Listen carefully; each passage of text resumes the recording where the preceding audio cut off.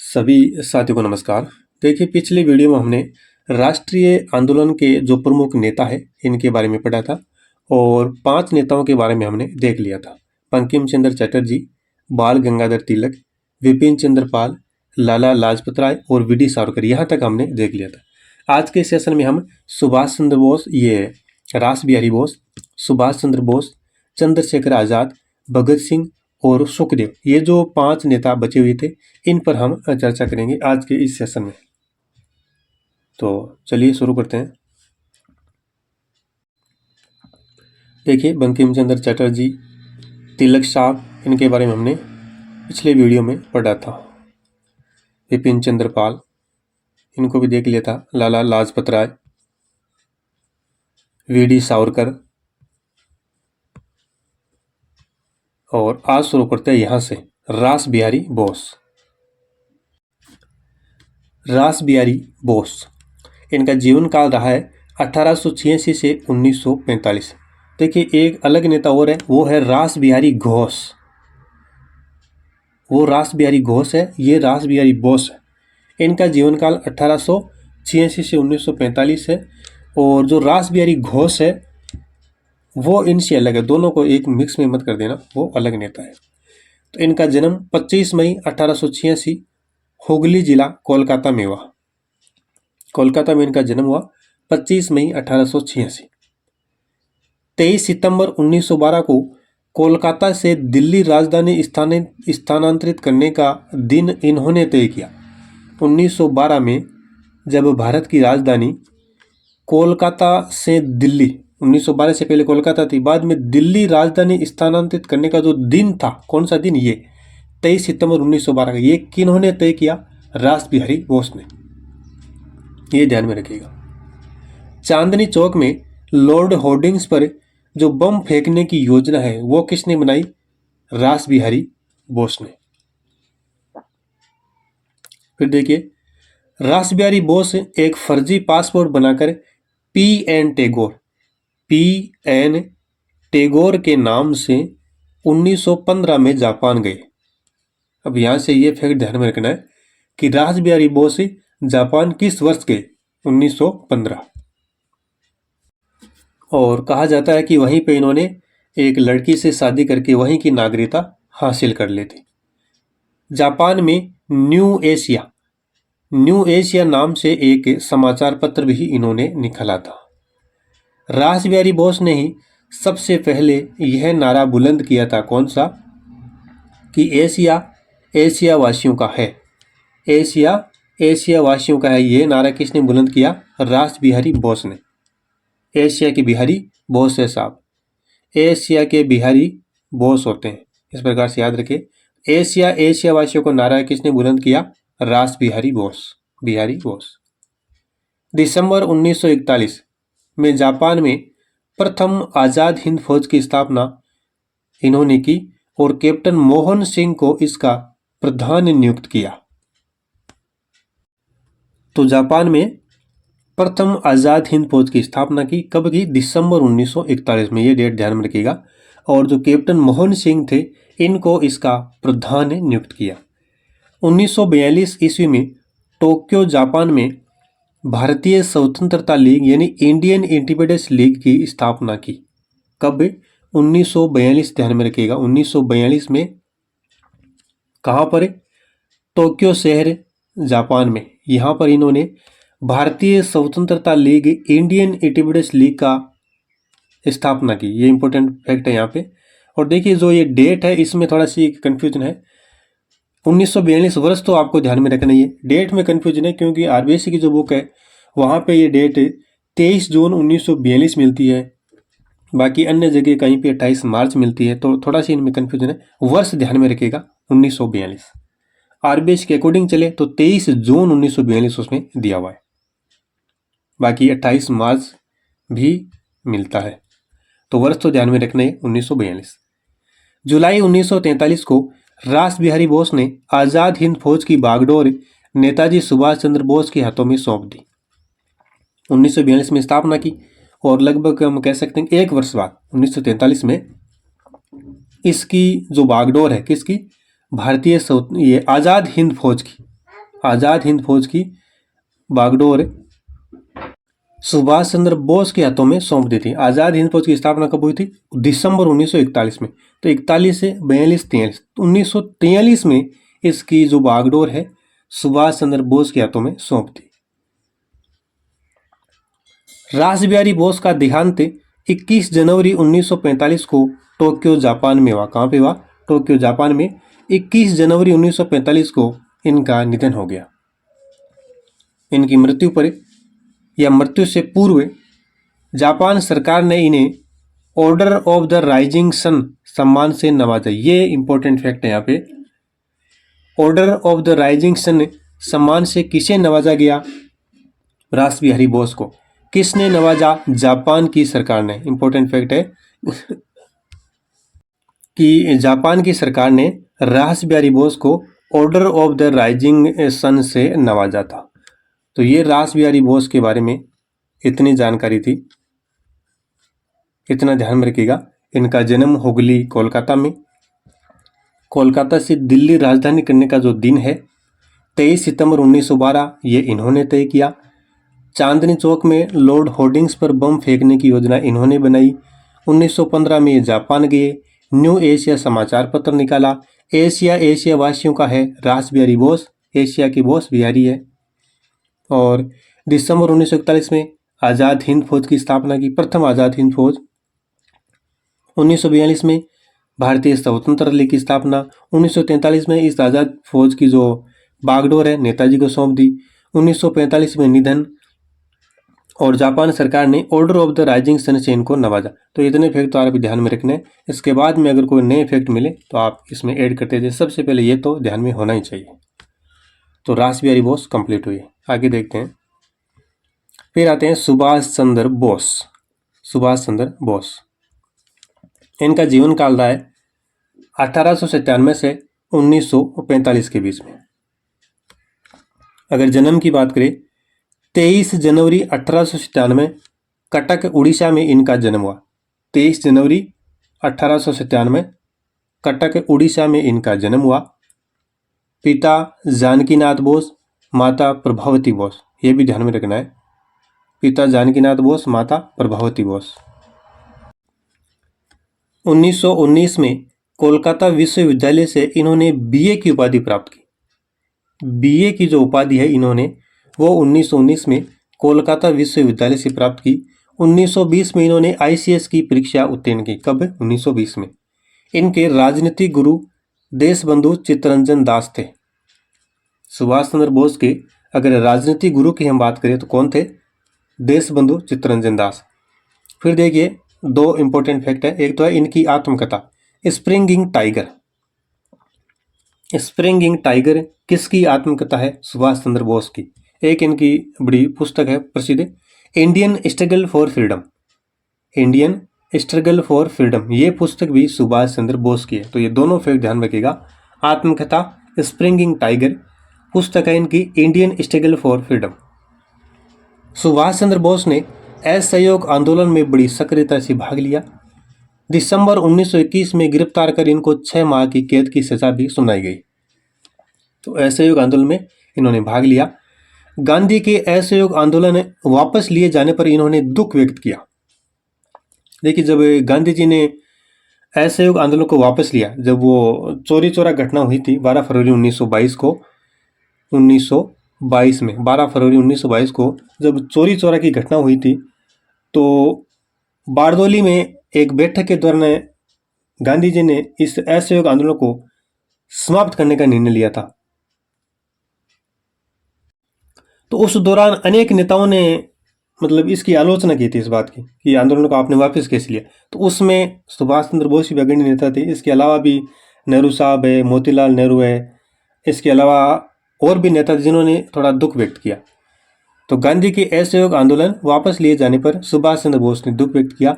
सुभाष चंद्र बोस ने भारतीय राजनीति में सक्रिय भूमिका निभाने हेतु कांग्रेस की सदस्यता ग्रहण की। कांग्रेस के सदस्य थे। फिर बात करते हैं नवंबर 1921 में कोलकाता के युवकों ने प्रिंस ऑफ वेल्स की भारत यात्रा का बहिष्कार सुभाष के नेतृत्व में किया। नवंबर 1921 में कोलकाता के जो युवक थे उन्होंने जो प्रिंस ऑफ वेल्स की भारत यात्रा थी उसका बहिष्कार किया और सुभाष के बोस के नेतृत्व में 1924 में कोलकाता नगर निगम का मुख्य कार्यकारी अधिकारी बनाया गया। 1924 में सुभाष चंद्र बोस को कोलकाता नगर निगम का मुख्य कार्यकारी अधिकारी बनाया गया। राष्ट्रीय आंदोलन के समय सुभाष चंद्र बोस को ब्रिटिश सरकार ने 11 बार गिरफ्तार किया था। यह भी एक फैक्ट है, ध्यान में रख लीजिएगा कि राष्ट्रीय आंदोलन के समय सुभाष चंद्र बोस को कितनी बार गिरफ्तार किया गया, तो यहाँ पे दिया है 11 बार। आगे बात करते हैं। सन 1925 से 1927 तक सुभाष चंद्र बर्मा की मांडले जेल में नजरबंद रहे। 1925 से 27 के बीच में ये बर्मा की जो मांडले जेल है वहां पे नजरबंद रहे।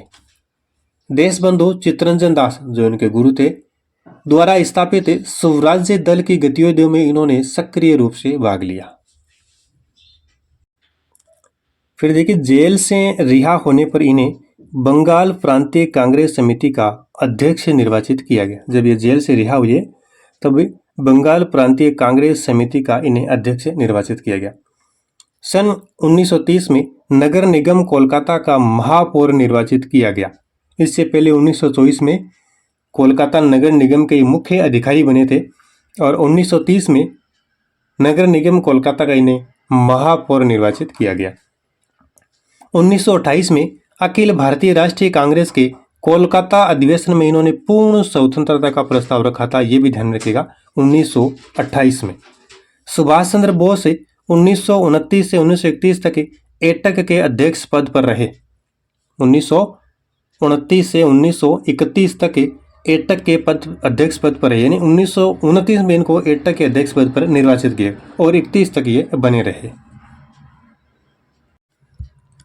आगे देखिए, 1934 में सुभाष की पुस्तक द इंडियन स्ट्रगल 1920 से 34 प्रकाशित हुई। ये जो पुस्तक है द इंडियन स्ट्रगल 1934 में प्रकाशित हुई। सुभाष चंद्र बोस 2 बार अखिल भारतीय राष्ट्रीय कांग्रेस के अध्यक्ष निर्वाचित किए। ये क्वेश्चन आया हुआ है एग्जाम में कि सुभाष चंद्र बोस भारतीय राष्ट्रीय कांग्रेस के कितनी बार अध्यक्ष निर्वाचित किए गए, कितनी बार अध्यक्ष बने थे, तो कितनी बार बने थे? 2 बार। पहली बार 1938 में हरिपुरा कांग्रेस अधिवेशन में और दूसरी बार 1939 में त्रिपुरा कांग्रेस अधिवेशन में ये अध्यक्ष बनेंगे। 1938 में पहली बार हरिपुरा कांग्रेस अधिवेशन में और 1939 में दूसरी बार त्रिपुरा कांग्रेस अधिवेशन में। महात्मा गांधी से मतभेद होने के कारण इन्होंने अप्रैल 1939 में कांग्रेस पद से त्यागपत्र दे दिया था। त्रिपुरा का जो अधिवेशन हुआ था वहां पे इनका मतलब कांग्रेस से महात्मा गांधी जी से मतभेद हो गया था, तो इन्होंने अध्यक्ष पद से इस्तीफा दे दिया।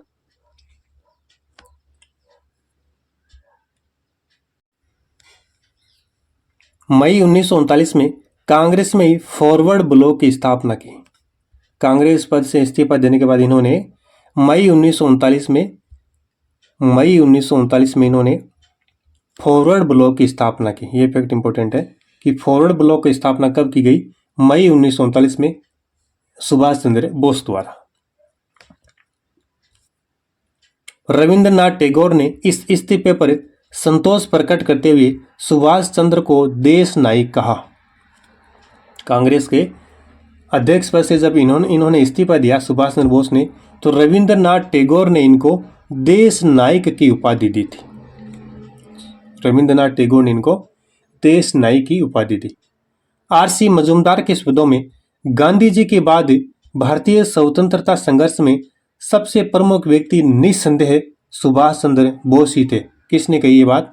आरसी मजूमदार ने, कि गांधी जी के बाद भारतीय स्वतंत्रता संघर्ष में प्रमुख व्यक्ति निस्संदेह सुभाष चंद्र बोस ही थे।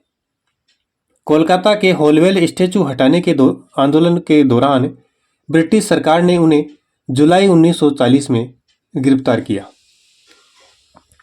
26 नवंबर 1940 को बोस ने बंगाल के गवर्नर को संबोधित करते हुए पत्र लिखा कि मुझे मुक्त कर दीजिए, अन्यथा मैं जीवित रहने से इनकार कर दूंगा।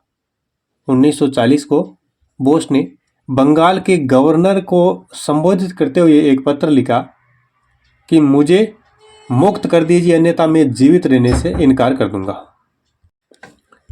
सुभाष चंद्र बोस जून 1941 में जर्मनी पहुंचे थे। जून 1941 में सुभाष चंद्र बोस जर्मनी पहुंच गए। फिर देखिए, काबुल से रूस होते हुए जर्मनी पहुंचे। सुभाष ने ओरलैंडो मेसोटा के छद्म नाम का उपयोग किया था। काबुल गए, काबुल से रूस, रूस से जर्मनी पहुंचे। इस दौरान इन्होंने कौन सा नाम प्रयोग में लिया? ओरलैंडो मेसोटो। ये छद्म नाम का इन्होंने उपयोग करके ये यात्रा की। सुभाष चंद्र का लक्ष्य दूरी राष्ट्रों की सैन्य सहायता से भारत को ब्रिटिश दासता से मुक्त कराना था, इसलिए इन्होंने ये विदेशों की यात्रा की। फिर देखिए, बर्लिन के शासक हिटलर ने इनको भारत की आज़ादी के संघर्ष में पूर्ण सहयोग प्रदान करने का आश्वासन दिया कि भारत की आज़ादी के संघर्ष में हम आपका पूर्ण रूप से सहयोग करेंगे। किसने कहा? हिटलर ने। बोस जर्मनी में नेताजी के नाम से विख्यात हुए।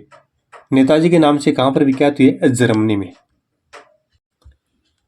सर्वप्रथम 13 मार्च 1942 को इन्होंने बर्लिन रेडियो से भारतीयों के लिए संदेश प्रसारित किया और भाषण का अंत क्रांति अमर रहे के जय घोष से किया। यानी बर्लिन के रेडियो से सर्वप्रथम इन्होंने अपना संदेश प्रसारित किया था 13 मार्च 1942 को।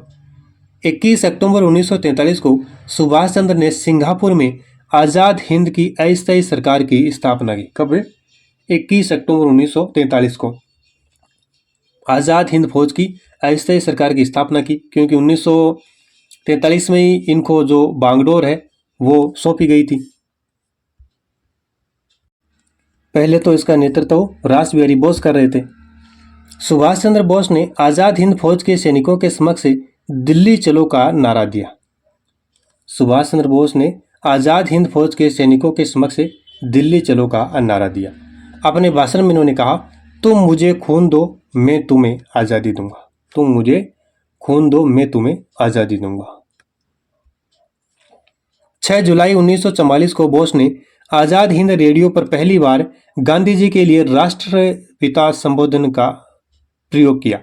तो गांधी जी को राष्ट्रपिता किसने कहा? सुभाष चंद्र बोस ने। पहली बार 6 जुलाई 1944 को 6 जुलाई 1944 को आज़ाद हिंद रेडियो पर जब पहली बार इन्होंने भाषण दिया, संबोधन किया, तो उस दौरान इन्होंने राष्ट्रपिता संबोधन प्रयुक्त करते कहा कि भारत की स्वाधीनता का आखिरी युद्ध शुरू हो चुका है। राष्ट्रपिता, भारत की मुक्ति के इस पवित्र युद्ध में हम आपका आशीर्वाद और शुभकामनाएं चाहते हैं।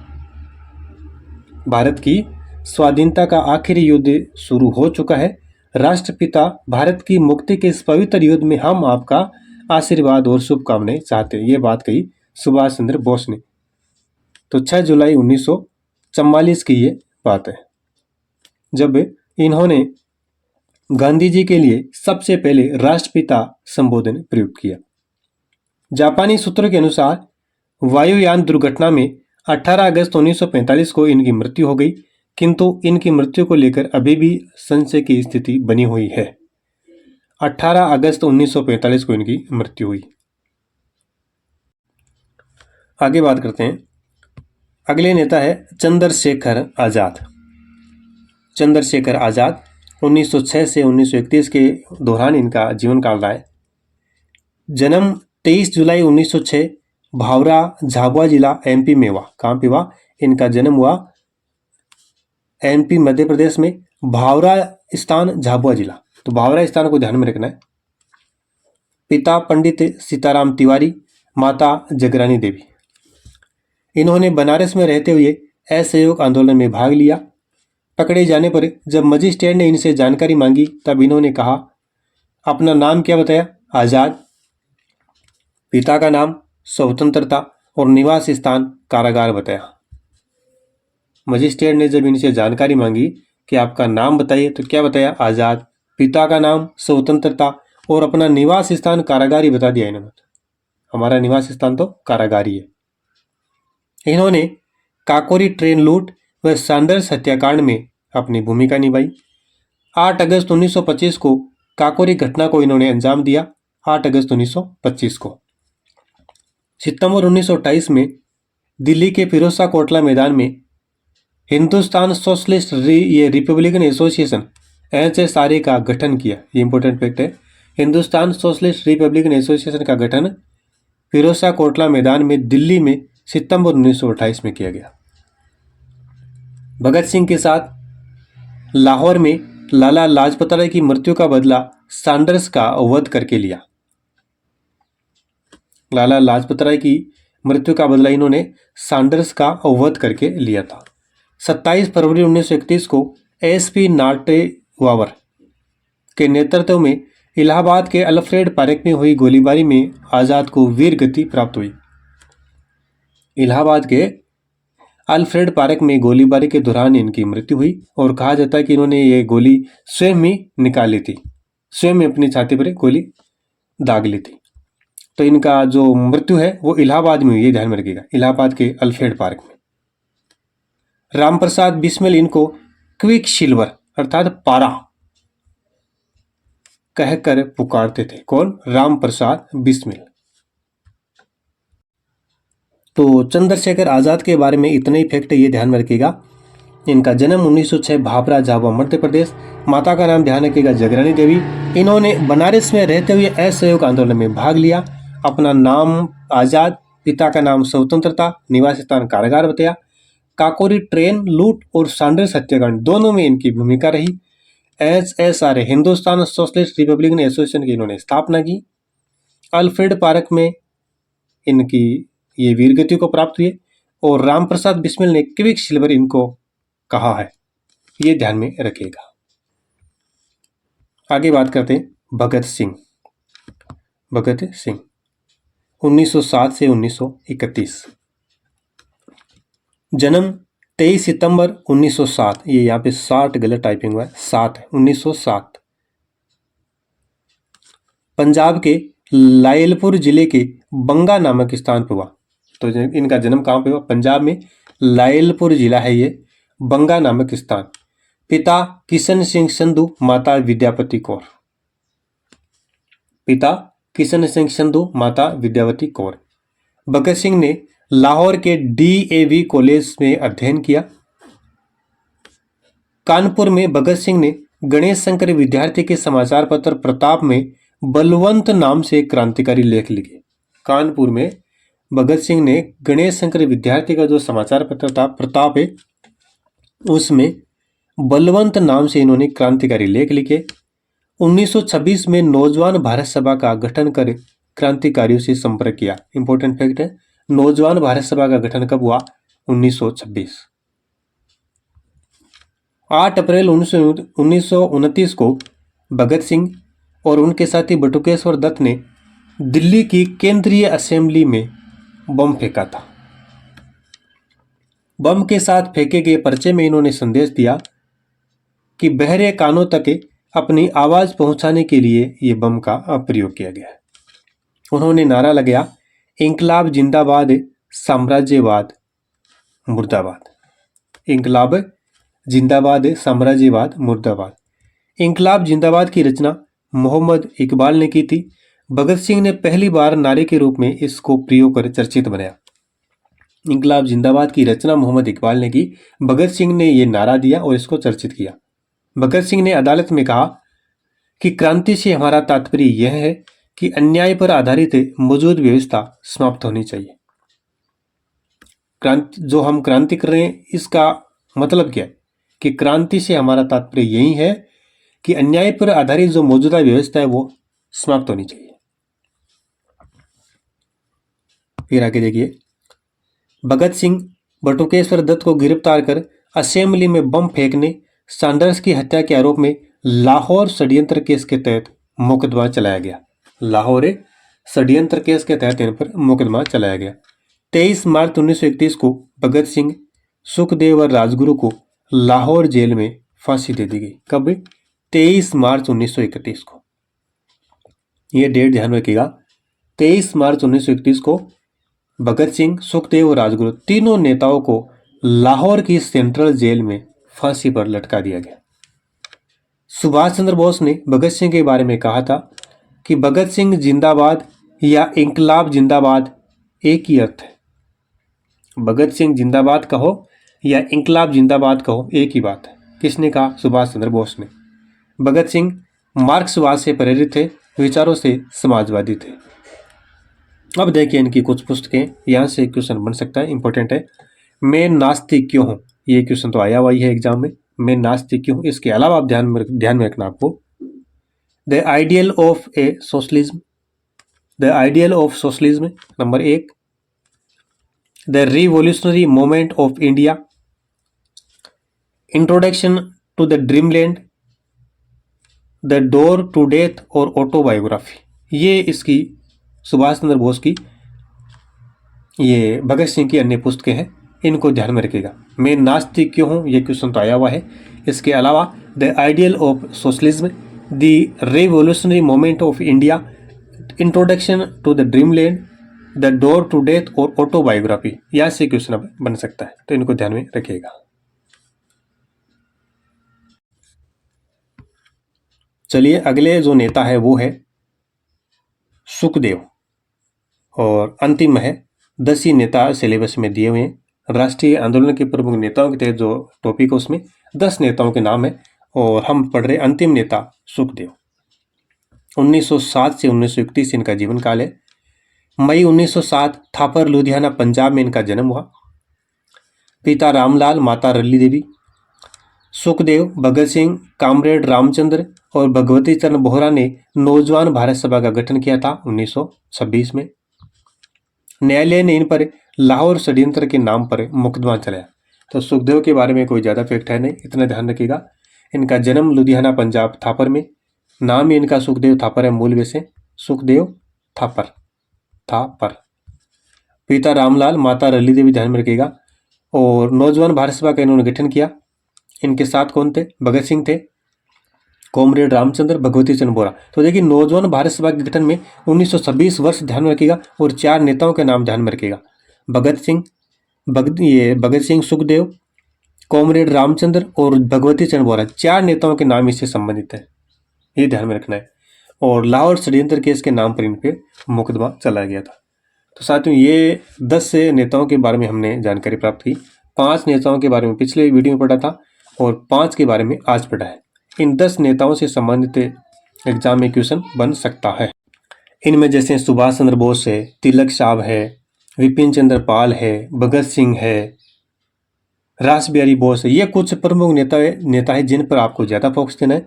बाकी जैसे सुखदेव है, यहाँ से थोड़ी सी कम संभावना रहेगी, तो जो इम्पोर्टेंट है उन पे ज़्यादा फोकस देना है। बाकी इस टॉपिक से संबंधित है जो राष्ट्रीय आंदोलन के प्रमुख नेता है, यहाँ से जो पीछे के फर्स्ट ग्रेड के एग्जाम में जितने भी क्वेश्चन आए, वो क्वेश्चन से हमने जो पिछला वीडियो था उसमें देख लिए थे। जो पिछला वीडियो था उसमें उस सारे क्वेश्चन हमने देखे थे। तो आपने अगर वो वीडियो नहीं देखा तो पहले उसको देखिए, फिर इस वीडियो पर आइए। ये PDF अगर आप प्राप्त करना चाहते हैं तो आप हमारे टेलीग्राम चैनल से जुड़े, टेलीग्राम पर जाकर सर्च करें BL एजुकेशन ग्रुप, या इस वीडियो के डिस्क्रिप्शन में या फर्स्ट कमेंट में आपको एक लिंक मिलेगा, वहाँ से आप ज्वाइन कर सकते हैं। तो टेलीग्राम ज़रूर ज्वाइन करें, वहाँ पे PDF वगैरह, टेस्ट सीरीज़ की जानकारी और भी एग्जाम से संबंधित महत्वपूर्ण फैक्ट हम डालते रहते हैं। तो आज के इस सेशन को यहीं समाप्त करते हैं। धन्यवाद।